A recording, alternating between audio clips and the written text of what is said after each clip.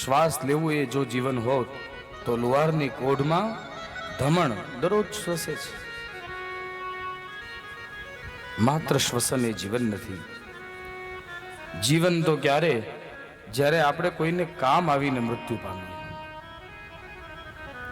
માણસ 100 વર્ષ જીવે ને પોતાના પાડોશીને કામ ન આવે તો એનું જીવન એ જીવન નથી.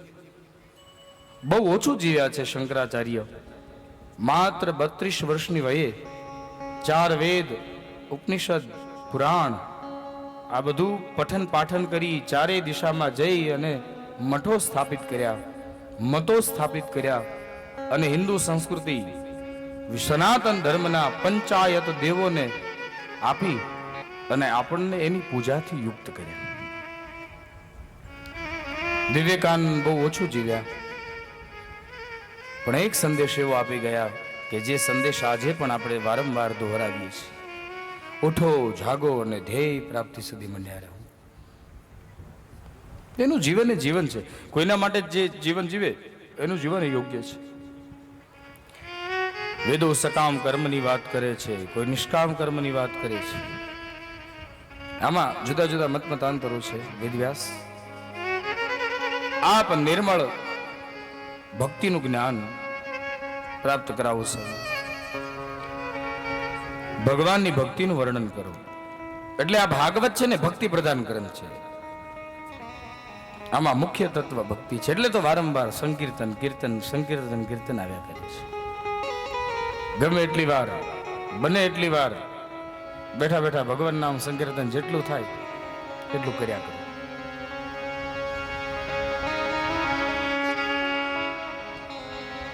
શ્રોતાનું જ્યારે ધ્યાન ભટકે કથામાંથી, અમને એમ લાગે દૂધ ધોણામાં નથી જતું એટલે કીર્તન શરૂ કરી દઈએ.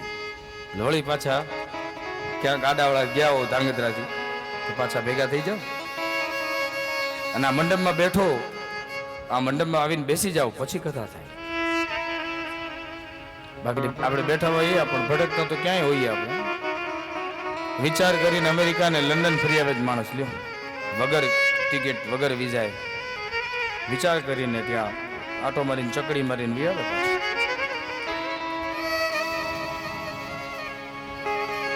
એ ભગવાન ના દિવ્ય ચરિત્રનું શ્રવણ મેં કર્યું. સંતોએ મારા પર કૃપા કરી. સંતોએ ખૂબ લાગણી મારા પર વર્તાવી. અંતઃકરણે હૃદયથી હું પણ પ્રસન્ન થયો. ચાતુર્માસ કેમ વીતી ગયા એની મને ખબર ન રહી. હવે સંતોને જવાનું ટાણું આવ્યું. મેં સંતોને વિનંતી કરી, પ્રભુ મને હારે લેતા જાઓ. સંતોએ કહ્યું, બેટા તને અમે સાથે લેતા તો જઈએ, પણ મહત્વની વાત એ છે કે તું અમારી હારે આવીશ તો તારી માનું કોણ?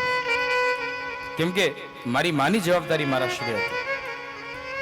સંતોએ માની જવાબદારી વાળા નારદજીને મા પાસેથી ક્યાંય ન જવાની વાત કરી, પણ કહ્યું કે બેટા જો તને ભગવાન બહુ યાદ આવે તો અમે તને એક મંત્ર આપીએ છીએ.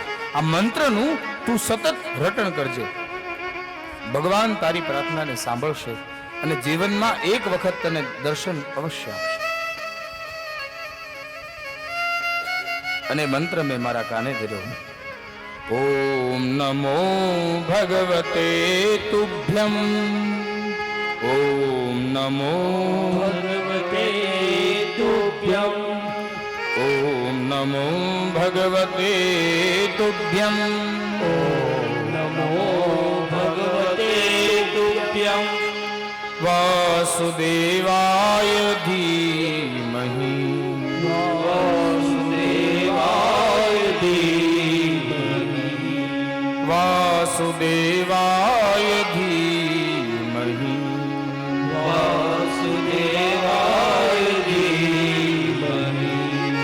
પ્રદ્યુમ્નાય નિરુદ્ધાય, પ્રદ્યુમ્નાય નિરુદ્ધાય, પ્રદ્યુમ્નાય નિરુદ્ધાય, પ્રદ્યુમ્નાય નિરુદ્ધાય. નમઃ સંકર્ષણાય ચ, નમઃ સંકર્ષણાય ચ, નમઃ સંકર્ષણાય ચ, નમઃ સંકર્ષણાય ચ. બેટા આ મહામંત્ર અમે તને આપીએ છીએ. ઓમ નમો ભગવતે તુભ્યમ વાસુદેવાય ધીમહિ પ્રદ્યુમ્નાય અનિરુદ્ધાય નમઃ સંકર્ષણાય છે. આ મંત્રનું તું સતત રટણ કરજે, તને ભગવાન જીવનમાં એક વખત જરૂર દર્શન દેશે. પછી નારદજી કહે છે કે મંત્ર લઈ અને હું એ મંત્રનું રટણ કરવા લાગ્યો. મારું ચિત્ત પરમાત્મામાં જાણે લાગવા લાગ્યું, હું ભગવાન નો થવા લાગ્યો. સમય ઘણો બધો વ્યતીત થયો. એક દિવસની વાત છે, મારી માં સાયંકાળના સમયે ગૌશાળામાં ગાય ધોવા હેતુ પ્રવેશ કરે છે. એ સમયે મારી માના જમણા પગે કાળોતરા નાગે દંશ દીધો અને દંશ દીધા મારી માનું મૃત્યુ થયું. મારી માના મૃતદેહને લઈ અગ્નિ સંસ્કાર આદિ કર્મ કર્યું અને પછી હું માત્ર ઋણમાંથી મુક્ત તો ન થઈ શકું, પણ એના ચરણમાં વંદન કરી અને કહ્યું કે માં, તે મને જન્મ આપ્યો, મારા સાર્થક કાર્યને કરવા હવે હું પ્રસ્થાન કરું છું. એ માના ચરણ રજમાં વંદન કરી અને હું નીકળી ગયો જે દિશામાં સંતો ગયા હતા ત્યાં. સંતોના આવવાના ઠેકાણા હોય છે, પણ સંતો કઈ દિશામાં જાય છે એ કોઈ કહી શકતું નથી. સંતો ગયા એ દિશામાં હું ગયો, પણ મને સંતો મળ્યા નહીં. સંતો ન મળ્યા પછી સંતો દ્વારા મને પ્રાપ્ત મંત્રનું મેં રટણ શરૂ કર્યું. ઘણો બધો સમય એ મંત્રનું રટણ કરવાના કારણે ભગવાને મારા પર કૃપા કરવાની ઈચ્છા થઈ. એક દિવસ મંત્રનું સતત રટણ શરૂ હતું મારા મનમાં. એ સમયે મને ભગવાનના દર્શન થયા. શંખ ચક્ર ગદા પદ્મ કંઠમાં વનમાળા કૌસ્તુભ મણિ આદિકના દર્શન મને પ્રભુના થવા લાગ્યા. મારું હૃદય સ્વીકારવા તૈયાર નહોતું કે મને ભગવત દર્શન થયા છે. વેવરતામાં મારા નેત્ર ઉઘડ્યા, ત્યાં તો જોયું ભગવાનની મૂર્તિ અદૃશ્ય હતી. મેં આંખ બંધ કરી વળી પ્રયાસ કર્યો અને વળી ભગવાનના દર્શન કરવાની ઈચ્છાને રાખી, પણ મને ભગવાનના દર્શન થયા નહીં. આંખ બંધ કરી ખૂબ પ્રયાસ કર્યો, પણ ભગવત દર્શન થયા નહીં. અંતે આકાશવાણીમાં દેવતાઓએ મને કહ્યું કે બેટા, આ જન્મમાં તારા ભાગ્યમાં એક જ વખત ભગવત દર્શન હતા. હવે ચિંતા ન કર, તારું કર્મ એવડું બલિષ્ઠ બન્યું છે, તારું પુણ્ય એટલું સખત બન્યું છે તે હવે પછીના અવતારમાં તું ભગવાનનો પાર્ષદ બનીને અવતરીશ. તારા હાથમાં દેવતાઓ વીણા આપશે, એ વીણા લઈ અને તું બ્રહ્માંડના કોઈ પણ છોડ ઉપર, બ્રહ્માંડના કોઈ પણ ખૂણે તું ભગવાનના નામ માત્રથી જઈ શકીશ. આટલી સત્તા નારદજીને આપી છે. પછી તો નારદજી કહે છે કે પ્રારબ્ધનું દિવેલ જ્યાં સુધી હતું ત્યાં સુધી આ શરીર રહ્યું. પ્રારબ્ધનું દિવેલ ખૂટ્યું અને શરીર છૂટ્યું. બધાય જીવોની સમેત હું બ્રહ્માજીમાં પ્રવેશ્યો. એ બ્રહ્માએ વળી પોતાની સૃષ્ટિનું સર્જન કર્યું. એમાંથી હું બ્રહ્માજીના મનમાંથી પ્રગટ થયો, એટલે બ્રહ્માનો માનસ પુત્ર છું. દેવદત્તા મેમામ વેણામ સ્વર બ્રહ્મ વિભૂષિતાન. દેવતાઓ દ્વારા દેવદત્ત નામની વીણા મને પ્રાપ્ત છે. એ વીણાને લઈ અને હું સર્વત્ર ફર્યા કરું છું. ગાયમાનમ ચરામ્યહમ, ભગવાનનું નામ લેતા લેતા હું વિચરણ કર્યા કરું છું. મને ક્યાંય કોઈ જગ્યાએ કોઈ પણની રોકટોક નથી. એટલે હે વેદવ્યાસ, આપ એ પરબ્રહ્મ પરમાત્માના નિર્મળ યશનું વર્ણન કરો, સંતોષ તમને પણ પ્રાપ્ત થશે. અને નારદ અને વેદવ્યાસના સંવાદમાં ચતુશ્લોકી ભાગવત આપવામાં આવ્યું. જે ભાગવત ભગવાન નારાયણે સ્વયં પ્રગટ કરી અને બ્રહ્માજીને આપ્યું હતું. આ જ ભાગવત બ્રહ્માજીએ નારદજીને આપ્યું અને એ જ નારદજીએ બ્રહ્માજી દ્વારા મળેલું એ ભાગવત વેદ વ્યાસને આપ્યું. હતું 4 શ્લોકનું, પણ પછી વેદ વ્યાસે સમાધિ લગાવી અને વિસ્તાર કર્યો. એ જ 4 શ્લોકના 18,000 શ્લોક બન્યા. 335 અધ્યાય, 43 અવતરણો, પ્રકરણો અને 1.25 લાખ અક્ષરની દિવ્ય સંહિતા બનાવી રચનારાએ રચી લીધી. હવે ભગવાને શીખનારો તૈયાર કર્યો. હવે શુકાચાર્ય મહારાજની પ્રપત્તિની વાત ભાગવતજીમાં કરી છે. વેદ વ્યાસે આ સંહિતા કોણ ગાશે તેના ચિંતનમાં ભગવાનનું આરાધન કર્યું. ભગવત કૃપાએ જે સુખદેવ ભગવાનની જ નિકુંજ વાટિકામાં રહેતો, ભગવાન અને રાધાજીના પ્રેમનો જે તાદૃશ સાક્ષી છે એ જ શુકને વેદ વ્યાસને ત્યાં પુત્રના રૂપમાં સોંપ્યા, જેને હું ને તમે સુખદેવજી કહીએ છીએ. આ સુખદેવજી મહારાજ બ્રહ્મ સ્વરૂપે ત્યાં પ્રગટ થયા, પણ માયા અને મોહને જાણતા હતા એટલે પ્રગટ થતા વેદ પિતાનો આશ્રમ છોડીને ભાગ્યા છે. અરે એવું કહેવાય છે સુખદેવજી જન્મ્યા ને એટલે એની ગર્ભની નાળ એ ખભે નાખીને ભાગ્યા હતા કે આ માયા મને લાગીને જાય. આગળ દીકરો દોડે છે, પાછળ પિતાજી દોડે છે. દીકરાએ કીધું કે પિતાજી તમે જતા આવ્યો, હું પાછો નથી આવવાનો. અરે વેદ વ્યાસ હે પુત્ર હે પુત્ર હે પુત્ર કરતા દોડ્યા. અને એમાં એક ઘટના ઘટી. શુકાચાર્ય મહારાજ દોડીને જતા હતા તો સરોવરના જળમાં થોડી દેવાંગનાઓ સ્નાન કરતી. શુકાચાર્ય મહારાજ તો પોતાની નિજ મસ્તીમાં ત્યાંથી પસાર થઈ ગયા. પાછળ વેદ વ્યાસ આવ્યા એટલે પહેલી સ્ત્રીઓએ વસ્ત્રો પહેરી લીધા. આ વાતનું આશ્ચર્ય વેદ વ્યાસને થયું અને વેદ વ્યાસે કીધું, સાંભળો, મારો દીકરો યુવાન છે, એમાં વિકાર કદાચ હોય, એને જોઈ અને તમે વસ્ત્ર ન પહેર્યા, હું તો વૃદ્ધ છું, હવે તો બધા વિકારોથી પર છું, અને મને જોઈને વસ્ત્ર પહેરવાનું કારણ? એટલે સ્ત્રીએ કીધું, બાપજી ખોટું ન લગાડશો, દુઃખ ન લગાડશો, એના ઘણા બધા કારણો છે, પણ એના મુખ્ય કારણ કહીએ. પહેલું કારણ તો એ છે કે એને વસ્ત્ર નહોતા પહેર્યા તે અમે ન પહેર્યા, અને તમે પહેર્યા હતા તેથી અમે પહેર્યા. બીજી વાત, વેદ વ્યાસ, તમે આ દ્રશ્ય જોયું, વસ્ત્ર પહેર્યાનું દ્રશ્ય જોઈને ઉભા રહી ગયા. શું કામ? કેમ કે તમારામાં સ્ત્રી અને પુરુષનો ભેદ છે, પણ તમારા દીકરામાં તો એ ભેદ નથી. એ તો સ્ત્રી હોય કે પુરુષ સબને સમાન સમજે છે, આવો ભેદ એનામાં નથી, એટલા માટે અમે વસ્ત્ર ન પહેર્યા. સુખદેવજી મહારાજ વૃક્ષમાં રહીને પિતાને ઉત્તર વાળી છુપાયા છે. આ બાજુ વેદ વ્યાસ પોતાના આશ્રમમાં પાછા ફરે છે. સમય ઘણો વ્યતીત થયો. એક દિવસની વાત છે, વેદ વ્યાસે પોતાના શિષ્યોને થોડા શ્લોકો આપેલા ભાગવતી સંહિતાના, અને ભાગવતી સંહિતાના દિવ્ય શ્લોકો આપીને કહેલું કે બેટા, જ્યારે પણ તમે વનમાં કાષ્ઠ લેવા જાઓ એ સમયે આપ ભગવાનના સ્વરૂપ અને સ્વભાવ માધુર્યતાનું ગાન કરજો, પણ એક શરત, જ્યાં સુધી તમને કોઈ એમ ન કહે કે શ્લોકો પૂરા કરો ત્યાં સુધી અધૂરા ગાજો, અને જેથી તમને કોઈ શ્લોકો પૂર્ણ કરવા વાળું કહેવા વાળું જેથી મળે ને તેથી તમે શ્લોકો પૂરા ગાજો. શિષ્યો ગુરુની આજ્ઞા લઈ અને વનમાં જ્યારે જ્યારે જાય ત્યારે કાષ્ઠ લેવા જાય ત્યારે આ શ્લોકો અડધા બોલે, અધૂરા બોલે ને પછી અટકી જાય, પણ હજી સુધી કોઈ પ્રત્યુત્તર આવ્યો નથી. એક દિવસ છોકરાઓ કાષ્ઠ લેતા લેતા આવે છે.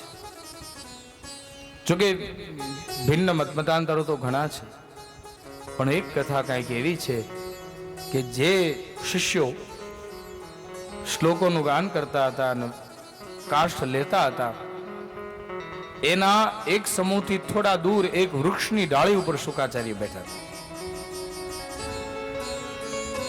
સ્વભાવજન્ય ગત જન્મમાં શુક હતા, તેથી કદાચ ઝાડની ડાળીએ બેઠા હશે, આવું સંતોનું ચિંતન છે. શિષ્યો મધુરા શ્લોકો ગાય છે. શિષ્યો દ્વારા મધુરા શ્લોકોનું ગાન થતું હતું, પણ અધૂરા ગાય છે. અડધા શ્લોક સાંભળી અને હૃદયમાં પ્રશ્ન ઉઠ્યો કે છોકરાઓ ભગવાનનું સ્વરૂપ અને સ્વભાવ બતાવે તો છે, પણ પૂર્ણ નથી કરતા, તેથી શંકા છે કે આ સ્વરૂપ રામનું કે આ સ્વરૂપ કૃષ્ણનું. જો સ્વરૂપ પૂર્ણ થાય ને તો ખબર પડે. વૃક્ષની ડાળીએથી નીચે ઉતર્યા, છોકરાઓને જોયા. એ છોકરાઓ અહીંયા આવો, આ કઈ સંહિતાના શ્લોકો છે? તો કહ્યું કે પ્રભુ, અમારા પિતાજીએ નવી એક સંહિતા લખી છે, અમારા ગુરુજી એક નવી સંહિતા લખી છે, અને એ સંહિતાનું નામ છે શ્રીમદ ભાગવત. આ એ સંહિતાના શ્લોક છે. ઓ એમ, સરસ ગાઓ છો, પણ અધૂરા જ આવડે છે.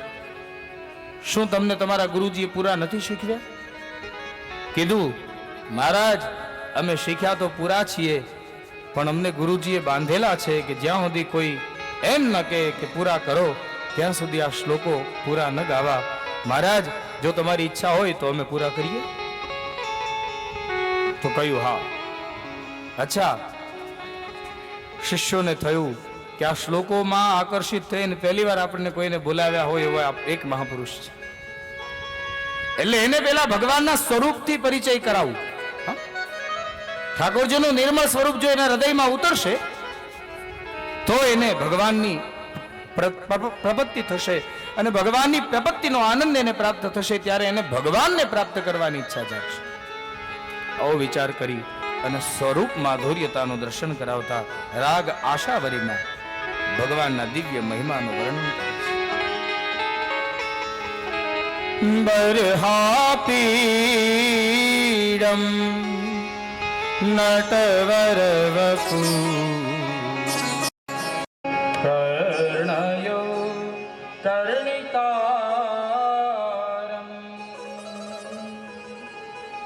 બિભ્રત્વાસ કનકકપિશમ વૈજયંતી ચ માલા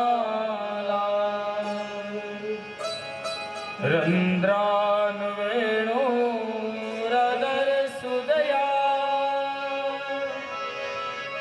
પૂરયન ગોપવૃંદે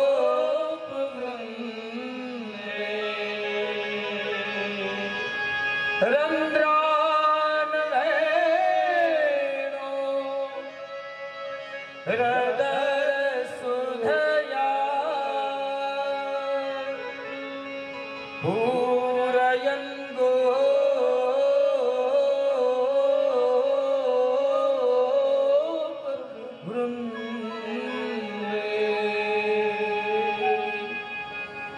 વૃંદારણ્યમ સ્વપદરમણમ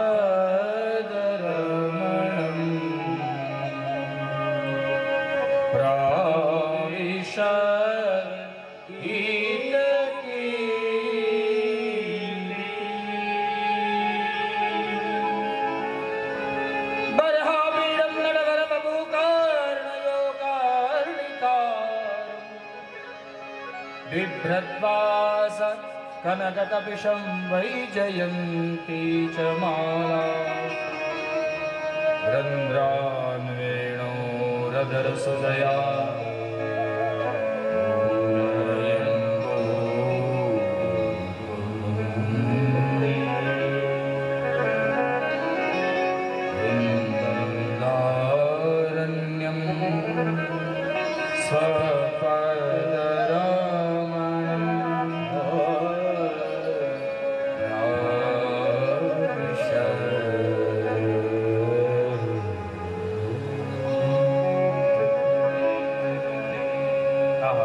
સ્વરૂપનું વર્ણન જ્યાં થયું, સ્વરૂપ જ્યાં બતાવી, શુકાચાર્યને ગમ્યું.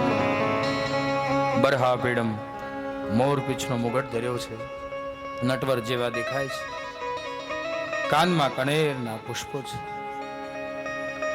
બિભ્રદ્વાસ કનકકપિશમ વૈજયંતી ચ માલા, ભગવાને ઉગતા સૂર્યનારાયણના અરુણોદય સમયના કિરણો સમૂહ પિતાંબર ધર્યું છે,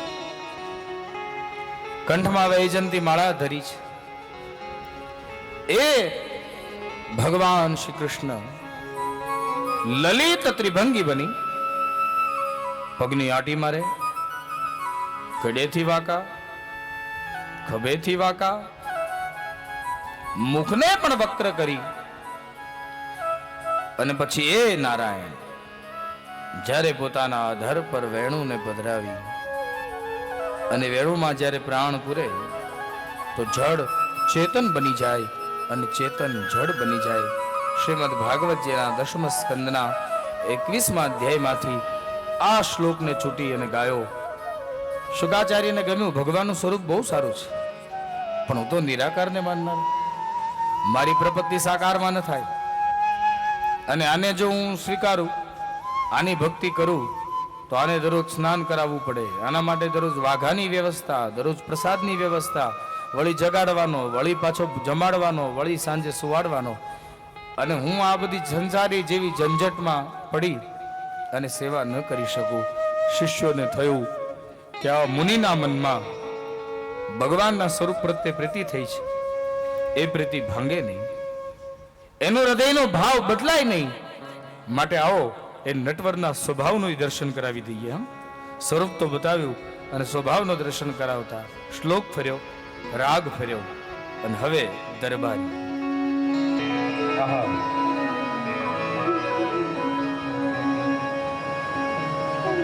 અહો બકીયમ સ્તનકાલકૂટ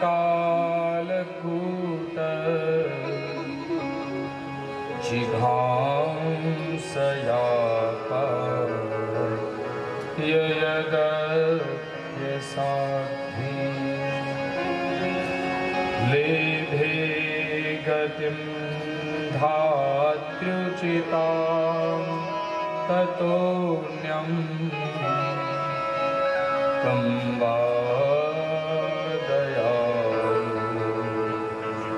શરણમ વ્રજે. અહો બકીયમ સ્તનકાલકૂટ જિઘાંસયા પાયયદપ્યસાદ્વિ લેભે ગતિમ ધાત્ર્યુચિતામ તતોન્યમ કંવાદયા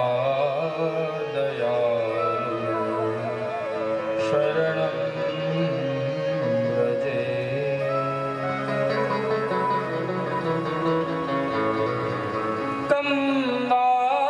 કંવાદયાલુ શરણમ વ્રજે.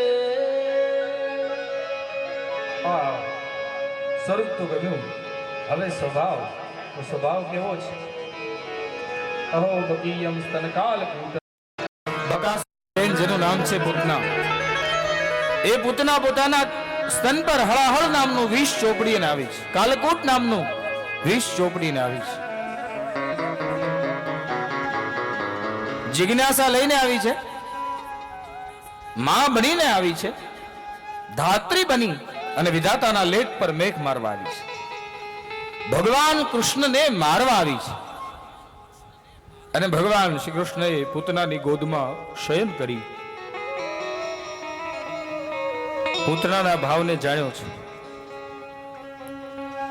અને એ ભગવાને પૂતનાના સ્તનપાન કરતા પહેલા વિચારી લીધું કે આને ગતિ આ માં બનીને આવી છે ને, એટલે ગતિ માં જેવી આપવી પડે.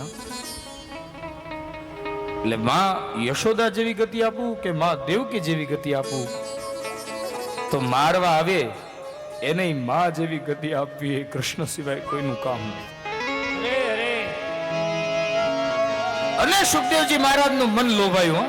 આહા, આવો દયાળુ છે તો એવા દયાળુના શરણે તો અવશ્ય જવું જોઈએ. સુંદર મૂર્તિ હતી. દામોદરની દયાને સાંભળી શુક્રાચાર્ય મહારાજે પોતાના હૃદયમાં ભગવાનના દિવ્ય સ્વરૂપને પધરાવ્યું છે અને કહ્યું કે શિષ્યો અહીંયા ઉભા રહ્યો, મને આખી સંહિતા ભણાવી દો. એ સમયે શિષ્યોએ કીધું કે મહારાજ સંહિતા જો ભણવી હોય તો મારા ગુરુજી પાસે આવો. અમારી પાસે સંહિતા નથી પણ ચૂંટેલા થોડા શ્લોકો છે. એ સમયે શુકાચાર્ય મહારાજે કીધું કે અવશ્ય આવીશ. કેમ ના આવું? કેમ કે વેદ વ્યાસે મારા પિતા છે. જેમ પિતાની સંપત્તિ પર દીકરાનો અધિકાર છે, પિતાની સંપત્તિ પર દીકરાનો અધિકાર છે. આપણે વિલમાં પ્રોપર્ટી લખાવીએ ને, જ્યારે વિલ તૈયાર થતું હોય ત્યારે પ્રોપર્ટી લખાવીએ કે આટલા પ્લોટ મોટા દીકરાના, આટલા પ્લોટ નાના દીકરાના, આટલું ઘરેણું મોટા દીકરાને, આટલું ઘરેણું નાના દીકરાને, આટલા વાસણો મોટાને, આટલા વાસણો નાનાને. એમ વિલમાં સંસ્કારો લખજો હારે. પિતાની સંપત્તિનો જેટલો એના દીકરાનો અધિકાર છે એટલો એના સંસ્કારનો પણ અધિકાર છે. પિતા યજ્ઞ કરતા તો આપણે યજ્ઞ કરવો જોઈએ. પિતા સત્યનારાયણ ભગવાનની પૂજા કરતા તો આપણે કરવી જોઈએ. પિતાએ તુલસી પરણાવ્યા છે તો આપણે કરવું જોઈએ. આ બધી આપણી પરંપરાઓ છે. સંપત્તિનો વિચાર રાખી અને સંપત્તિની ઈચ્છા કરનાર પુત્રને પિતાના સંસ્કારો પણ પ્રાપ્ત કરવા એ પુત્રની આવશ્યકતા છે. પિતાનું નામ સાંભળી અને ઊભા થઈ શુકાચાર્ય મહારાજે કહ્યું, મને લઈ જાઓ હારે. આ બાજુ શિષ્યો શુકાચાર્ય મહારાજને લઈને ચાલતા થયા. ગાયો આગળ ચાલવા લાગી.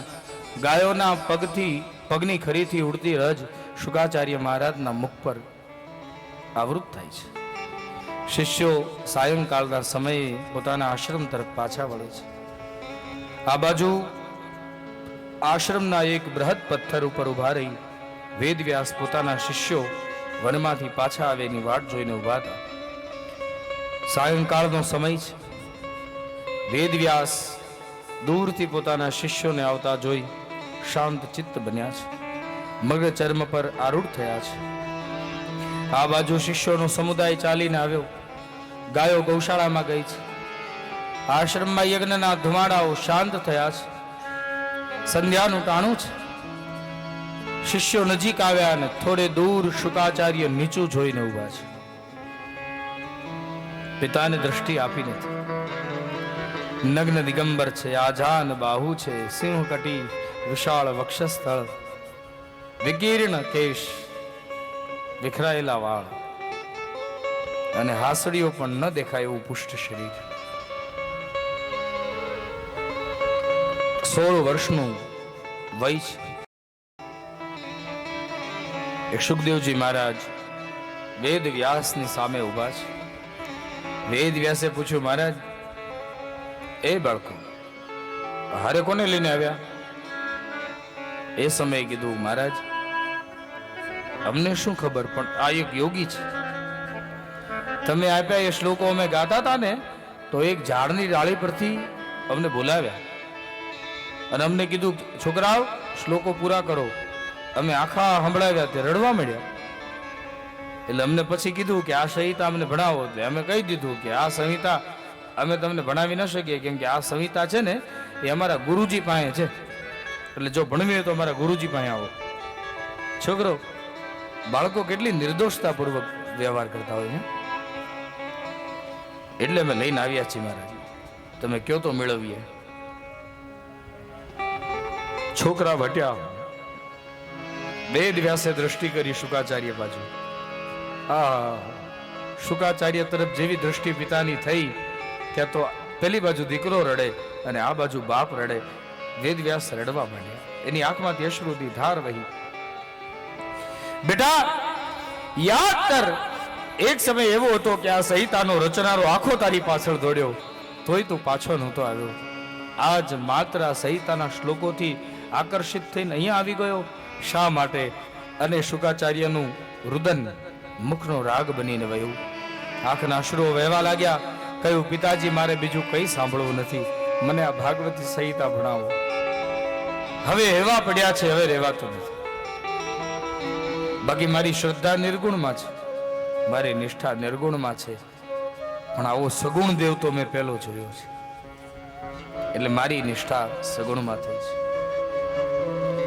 નગ્ન દિગંબર આજાન બાહુ પોતાના પુત્રને સંહિતા આપવાનો વેદ વ્યાસે વિચાર કર્યો. આખી સંહિતા રાજા પરીક્ષિતને સંભળાવવા માટે માધ્યમ બનાવવા શુકાચાર્ય મહારાજને આખી સંહિતા સંભળાવી છે. પિતા પાસેથી સંહિતા ભણી શુકાચાર્યએ સંહિતાને આત્મસાત કરી, હૃદયસ્થ કરી અને પછી પિતાની આજ્ઞા લઈ અને પુનઃ પાછા આશ્રમમાંથી નીકળી ગયા. રચનારાએ રચી લીધી, ભગવાને શીખનારો તૈયાર કર્યો, શીખનારાએ શીખી લીધી, હવે ભગવાન સાંભળનારો તૈયાર કરે છે. આવો થોડી વાર માટે હવે ભાગવતની કથામાંથી મહાભારતની કથા તરફ જઈએ. હવે થોડી વાર મહાભારતની કથાઓમાં અનુસંધાને રાજા પરીક્ષિતના જન્મ કર્મનું દર્શન કર્યું. આપણે ત્યાં સરસ મજાનું મહાભારત, અને એમાં પણ એ જ્યારે દૂરદર્શનમાં પ્રસારિત થતું ત્યારે એને જોવા માટે એક તો ઘરે ટીવી હોય નહીં, આજુબાજુમાં ક્યાંક ટીવી હોય ને આ બધા એક હામટા ભેગા થઈ જાય. હવે જેના ઘરે જોવા જઈએ ને એને પાછું એમ હોય કે અમારા ઘરે ટીવી છે એટલે અમારે જ્યારે જોવા દેવું હોય ત્યારે જોવા દઈએ. પણ છતાંય એની વિવળતામાં બેસી અને મહાભારતનું એ દર્શન થતું હોય. અને મહાભારતની શરૂઆત થઈ કઈ રીતે?